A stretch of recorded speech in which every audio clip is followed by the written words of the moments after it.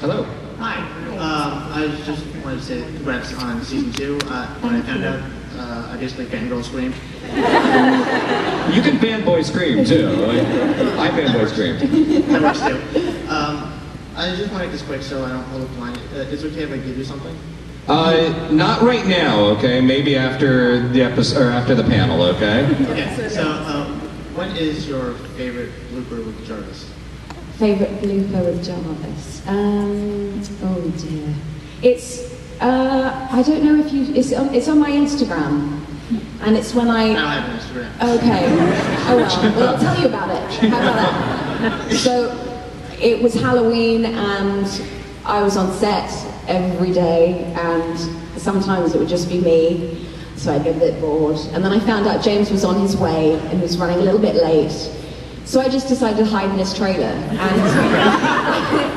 And I kind of jumped up on his table and hid behind a mirror, and I saw him kind of going, I could hear him outside go, "Hello, good morning, lovely to see you all, yeah, lovely." And I'm just going to get ready now, and walks into his trailer, and I just screamed at him. And his response is on the Instagram. It's, and I'll try and post it on Twitter. It's phenomenal because he does a mixture of absolute horror, terror, despair, heart attack, and then fit of giggles like a schoolgirl. He then falls onto the couch and then slides down onto the floor. And he's still got his backpack and his coat on. It's very un-Jarvis-like. It absolutely was the highlight of my day. So that was my favourite. It didn't make the blooper reel, but it's you should get an Instagram account, dude. Yeah. Really. Yeah. Since you told me so, yeah, I'll probably. Yeah. Cool. Thank you. The entire spectrum of emotion in just a short little clip. Hi. Hi. So I've always loved the action sequences in Agent Carter, and I know you do a lot of your own stunt work. Is there anything specific you'd like to see in season 2, stunt-wise? Cool. I'd like to see her use her heel to hurt someone. Be quite cool. I'd like them to be more complicated. I'd like them to be a lot more daring. We have to up it now that we've set the bar for what she can do. And I would also actually like to explore where she got her quite haphazard, clumsy training from and who's to blame.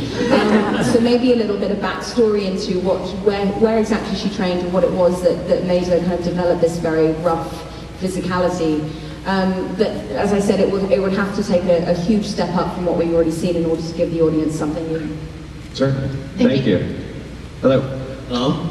I'm just wondering, in the superhero universe, it's mostly, and the movies and TV shows, mostly predominantly led by men. How does it feel, not only for your show to not to be run by, for you to be one of the prominent, not only the prominent showrunners, but to lead the cast? Well, it's another thing where, you know, I've probably, in my life, I can't say that I've had moments where I can say I felt the victim of overt sexism. I think it's part of my upbringing, being in a very cosmopolitan city of London, where I had very strong women around me and strong elders in my mother and grandmother and aunts and people like that, that I didn't ever see a difference. It was only kind of later on that I heard this thing about sexism that I started to see kind of subtly how it infiltrated everyday life. So in that respect, it feels kind of quite natural for me to be in the company of men and the company of women, and to feel like I can lead without worrying about if my actual sex is going to influence or in any way kind of be detrimental. And I think but that's also a privilege. That's a huge privilege to be someone who's grown up with that feeling. And I know it's not something that is common, and that feels like, therefore, it's my responsibility to give out that message that it is possible. Certainly. Thank you. Hello. Hello again. My name is Vince. I know you didn't ask me, but being a semi-retired disabled veteran. Wow. Wow. Give a round of applause.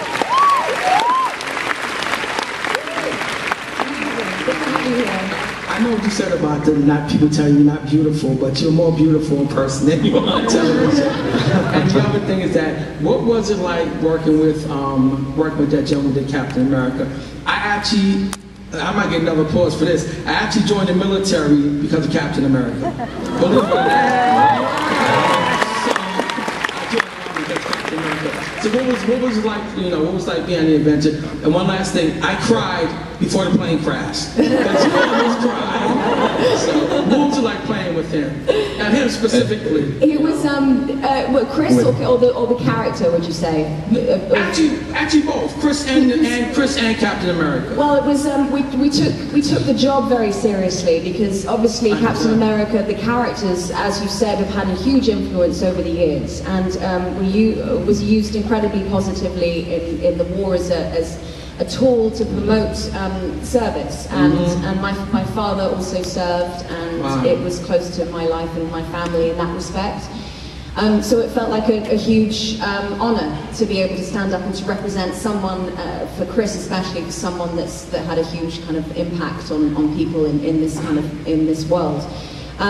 The other side of that is that we never took ourselves too seriously. So Chris and I played a game on the iPad that was really popular at the time called Witch's Brew, which is a really silly game. And we would just kind of play computer games in the trailer and do running charades and do silly impressions of people on set and us take the mickey out of ourselves. But I think that's really important, that you take the work seriously but not yourself seriously, because it's so important to develop a sense of humor about yourself in this industry where the work is important, but if you become worthy or you become arrogant about it, I think it takes away the warmth and it takes away the relatability for your audience. Certainly. And God bless you and thank you for your service. God bless you, Vince. Thank you. Thank you. Hello, over here. Your face is covered. Wow. Oh, there you are. Hi. How does it feel to be Agent Carter? Well, sometimes it's really uncomfortable because of the amount of clothing that I'm wearing. And I've got to do lots of stunts in high heels. And spanks and mic packs and harnesses and slips and skirts and jackets and all that sort of thing. So it's actually quite uncomfortable. But she's good fun. She has a lot of fun and she likes the people that she works with. So I feel very blessed to be able to play her. And occasionally she goes and gets her driver's license photo taken. Which I think pretty much set Twitter afire with that. Just the lead up to that, were you just like leaving a set and you had to get over to the DMV, or what was the thought process? There was no thought process other than, oh my god, I need my driving license. And so I had 20 minutes of a day of shooting, and so the producer just went, well, you're gonna have to go like that. And I literally had everything on, including a harness. And, but I had this kind of big coat over me just to kind of, I was thinking, I'm going to get recognised, this is going to be so exciting. I turned up the DMV and I kind of whipped off the coat and I was like, nobody cares. And then, so I had to go and just stand and have my picture taken, but I have what they didn't know is that I have the wig on, I have the lipstick, I have the whole shirt, everything. And so it's on my driving license, so thank you DMV for making my dream come true.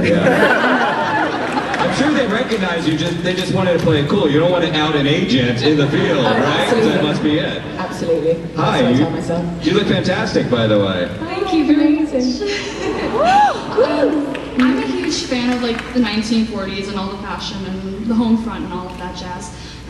What were your feelings on dressing in that kind of vintage 1940s style and working in that kind of set, you know, like being placed in the 40s and being around all those kinds of people? Well, it does something to your posture and to your breathing, and you can't slouch when you're looking impeccable, and when the clothes are so beautifully tailored to your own silhouette, and it was a very elegant time for both the men and the women. And so because of that, that's where a lot of my characterization came from. It affected the way I held myself.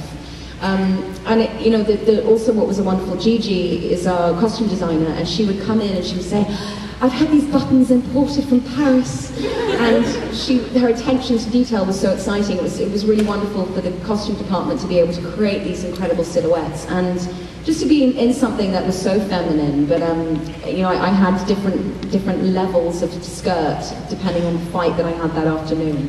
So they would if I was in the office, they would be just up below the knee, but then if I was fighting, they would just be a little bit longer so I could kick my leg up without embarrassing myself. And the same with the heels as well. They got smaller and smaller the more physical the actual scenes became. But it's incredibly glamorous time, and I know, you know, I'll never forget when Chad Michael Murray came out on set, and it was the first time he tried on his sloping trilby, and he was just kind of like, hey ladies. And he looked handsome, and he knew it, and they were like, woo, you are a beautiful man.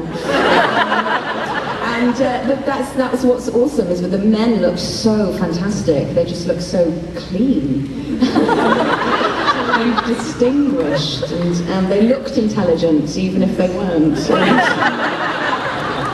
That's the trick. Okay. And I think this might be our final question. Yes, sir.